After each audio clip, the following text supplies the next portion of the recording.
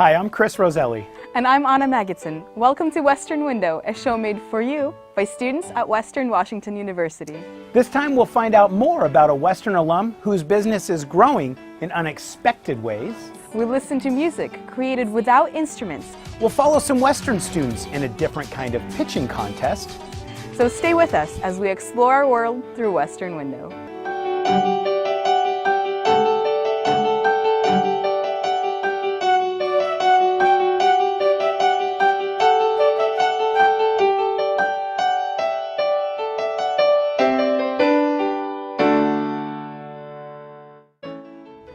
Chris Brown is a 2012 Western Washington University alumnus, a Marine Corps veteran, and the chair of the Whatcom County Veterans Advisory Board. He's also the director of Growing Veterans, a nonprofit that aims to empower military veterans to use their skills and talents to support the local community by growing tasty vegetables.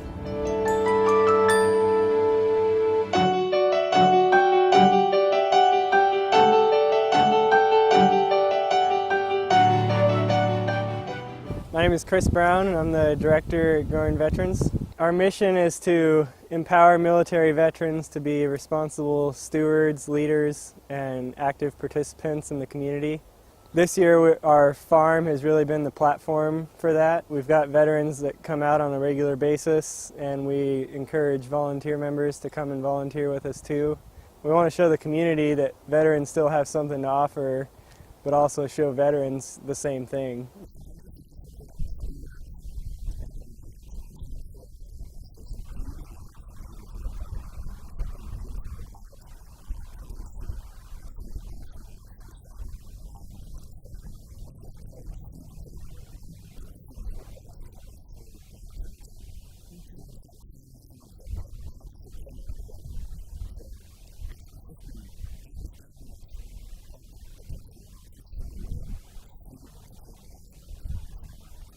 When you realize that you're putting a seed in the ground and bringing life into the earth, and then either taking that and feeding yourself or feeding someone else with it, you're sustaining their life.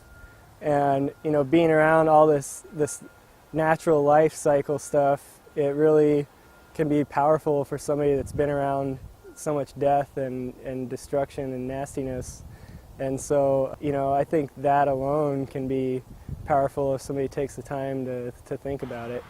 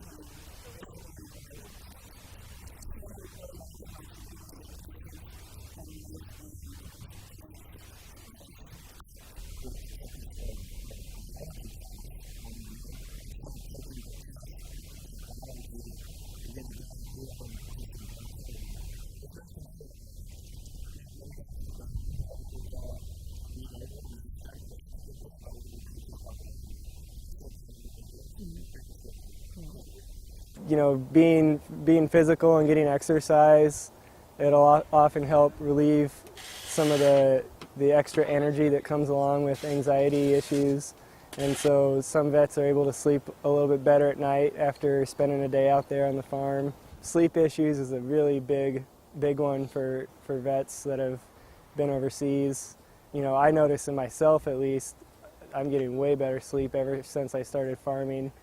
Well, this is our first official season. We started building some of the foundation groundwork in this fall, winter of 2012.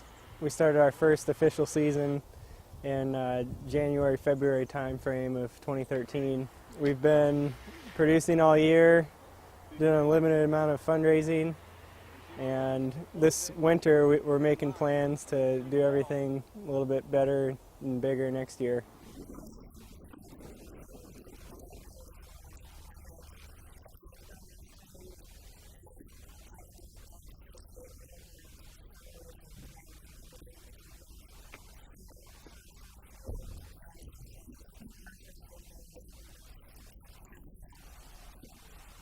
It's been almost surprising to me how much ownership veterans seem to get from this, and it's not only surprising, but it's encouraging that what we're creating really has some value.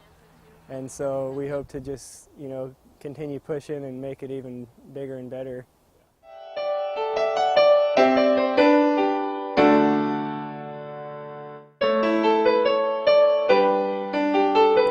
A cappella, an Italian phrase that means in the manner of the church, is performed without any instrumental accompaniment.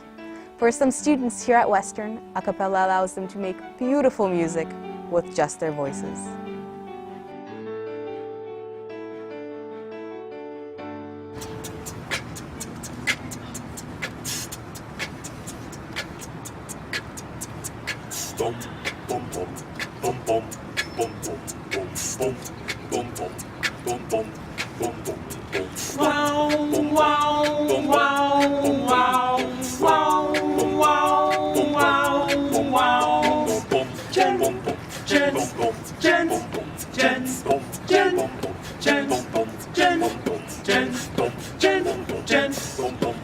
Find yourself a girl and settle down.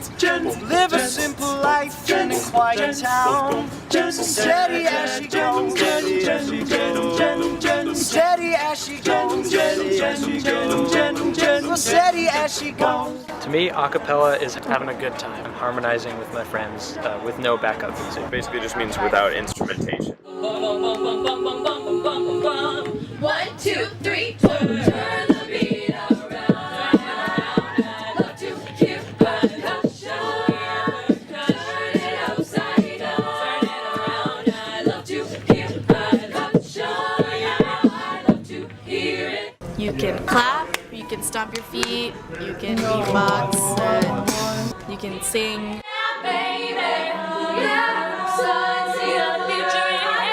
Pretty much the human body is your instrument, and it's kind of amazing what people can do with it.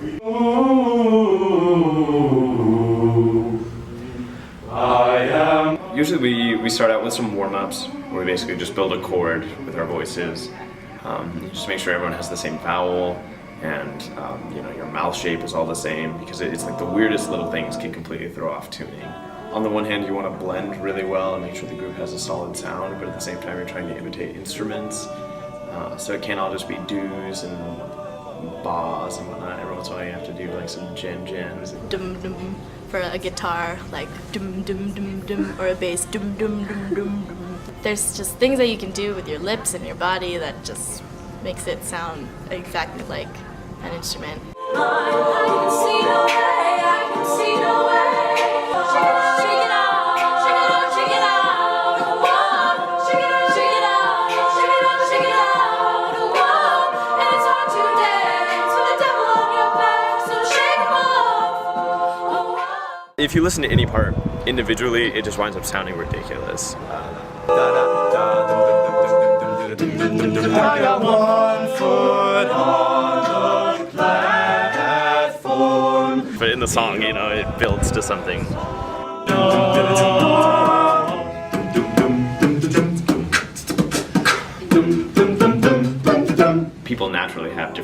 to their voices.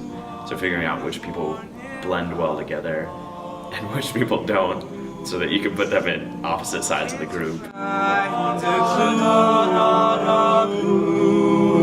You have to really listen to each other and have to balance all those elements. It gets pretty complicated.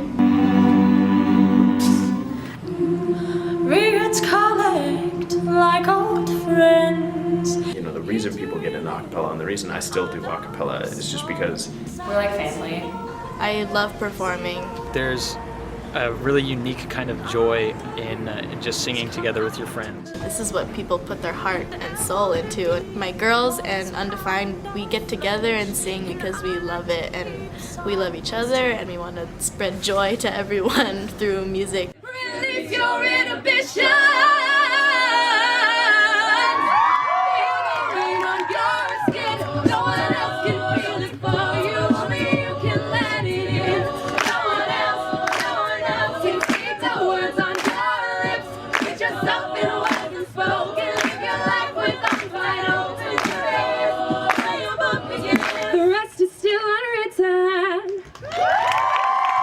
It's a pretty unique talent, I think, to be able to sing a cappella music.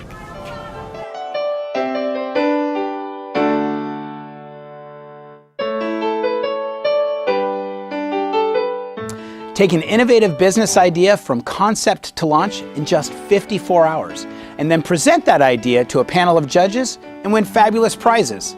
It's Startup Weekend, and Western students, in collaboration with other entrepreneurs, designers, and developers, are proving that a little competition can help grow the next big idea.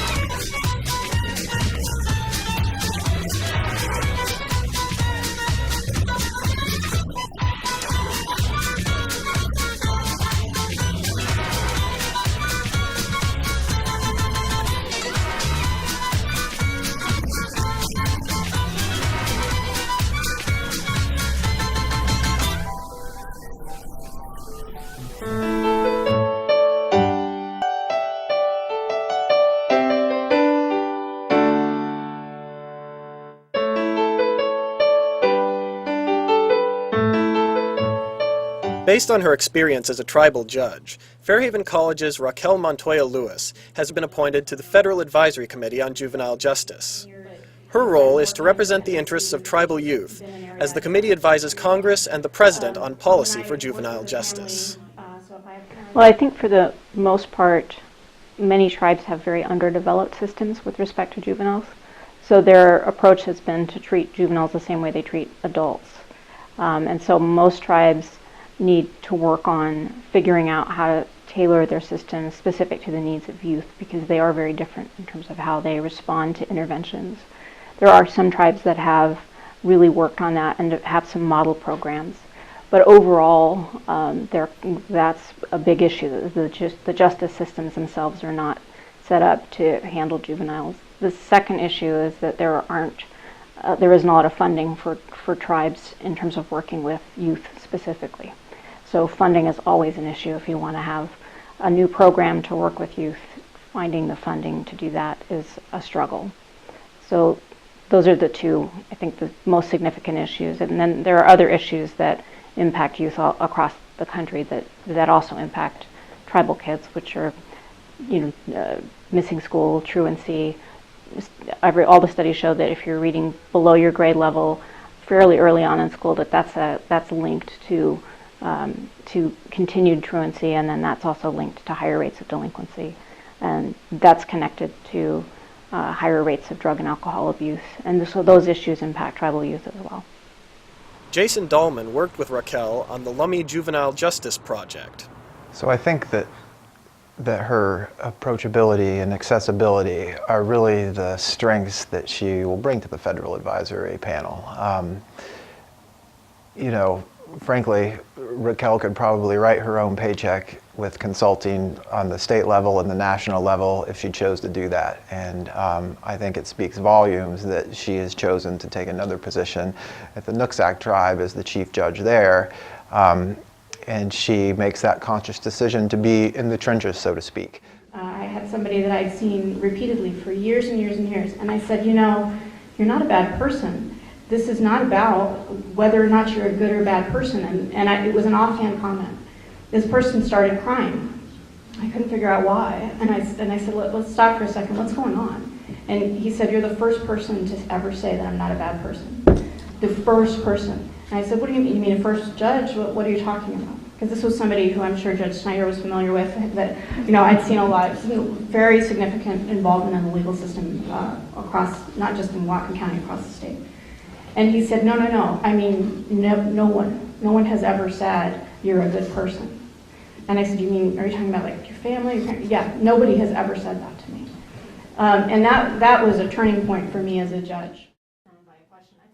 So I really admire the fact that she's able to balance her professional career, which is a judge for an actual tribe here in the Whatcom County, and also a professor here at Fairhaven, and also a mom. I mean, she does it all, and she has a lot to offer every student that comes into contact with her. Just being in the same classes there and her knowledge base is just really helpful, and really makes me excited to explore the law and the legal system. So one of the things that I think benefits my students and that helps me to be a better teacher is that I have a lot of real-world experience working with legal systems, working with youth, working with lawyers, and so I get to bring that into the classroom on pretty much a daily basis, and I think that makes what they're studying much more concrete and real for them.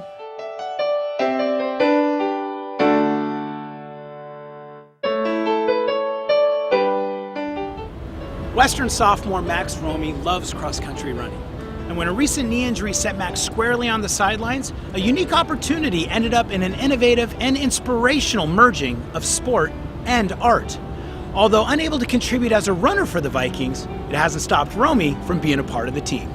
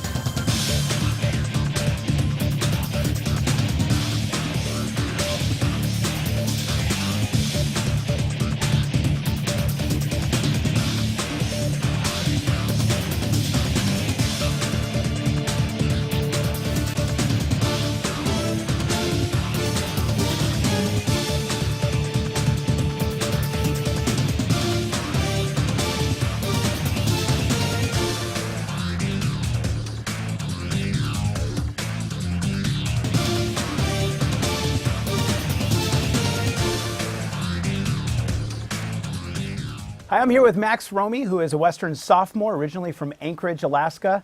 Max, like many Western students, has taken on many endeavors here at Western. He is not only a Fairhaven student, but he's also a cross-country runner. And he also does some video production. Max, welcome to the show. Hey, thanks for having me. Yeah, absolutely. So tell us a little bit about what you've been doing here at Western so far since you've been here. Well, mostly homework, but in the meantime, I've been doing a little bit of running and a whole lot of editing. Sure. Just lots and lots of video, which has been real new to me and super nice. So before we talk about the video, so you came from Anchorage, Alaska. We get a lot of students from Alaska. I've actually heard the statistic that 1 in every 600 Alaskans is actually a graduate from Western. And so tell us why you chose Western. A lot of Alaskans do that. It's like the perfect situation for me. You know, it's a small college, but large amount of opportunity. It's in a wonderful town. And then, like, you know, what makes Alaska so special is it's got all this wilderness, and Bellingham's, you know, right close to all kinds of mountains and streams and rivers and the ocean. So it was a really nice kind of like mid situation, especially with like the academics and the athletics. You know, not too hot, not too cold. It was like a perfect mix. As you said, a Goldilocks scenario, the Goldilocks right? scenario. Yeah. So you're interested in Fairhaven, is that correct? Yeah, I'm a student at Fairhaven, which is an interdisciplinary college here at Western. It's a college within the college. And what's wonderful about Fairhaven is they have, you make your concentration. Because I'm not just interested in film or just interested in environmental, which are my two kind of main ones. I want to combine these two into one major, and Fairhaven allows me to do that. And it's been really nice because I'm, you know, I'm taking business classes, I'm taking environmental classes, I'm taking film classes, and then hopefully by the end of my, you know, 4 or 5 years here, I plan to kind of wrap all this together into one major, which I think will really, you know, help kind of prepare me for a relatively new field. Sure. So I've seen this amazing video that you put together for the cross-country program. Oh, yeah. So you did this video because you hurt yourself, is that right? Yeah, well, I mean, like, there's other reasons, but yeah, for the most part, I've been injured for about 5 months. You know, so I'm just biking and doing a lot of cross training, which has given me the opportunity to film, you know, with this, what I primarily film with is a quadcopter, which is this little kind of remote controlled drone. We don't like to call it a drone because it kind of freaks people out, but it is. And so, you know, while they're doing their workout, I'm not with them, and so I can be kind of on the sidelines flying this thing, which has kind of been nice because, you know, even though I can't run with them, I can kind of like sort of be with them. You know, it's annoying to them because it's sort of a remote control weed whacker, and so it sort of makes a lot of sound going It's around not as peaceful of a run as you're used to having, I guess, then, huh? No, Yeah. not for them. So you run, you're doing film. Tell us what you love about running. What do you love about film? Well, those are like my two addictions in life, which, you know, is they're both pretty healthy. And they really, I don't know, they just kind of came about. You know, they're just something I find that is challenging. Like there's no limit to the challenge that I can find in each, and they're amazingly rewarding. Yeah, I've been doing running. I hated it at first, and it slowly just kind of like it gets you, and then eventually you are a runner, and that's all you can think about and do. And being injured for this like last 5 months has been pretty tough, but it's very rewarding. You know, you're building yourself physically and mentally, and with the team aspect, like the team here is wonderful. Like they are my family, you know, at college, and it's been so great to have. And so yeah, filming is just something I always wanted to go into the movies. And I never thought I'd be making them. I just assumed it was going to be like concept art or maybe graphics or something. But it's been the ability to kind of make your story, sort of show somebody exactly what you want them to see through your eyes has been like really, you know, it's like the ultimate creativity for me. Sure. Well, you're very good at it. Thank you. Yeah. Well, you know, hope to get better. There's always room for improvement. Well, good. Well, thank you so much for being here. Really appreciate seeing you. Thanks for having me. All right. Max Romy, one of Western's really amazing students. That wraps up this episode of Western Window. Be sure to tune in next time to explore the world at and around Western Washington University.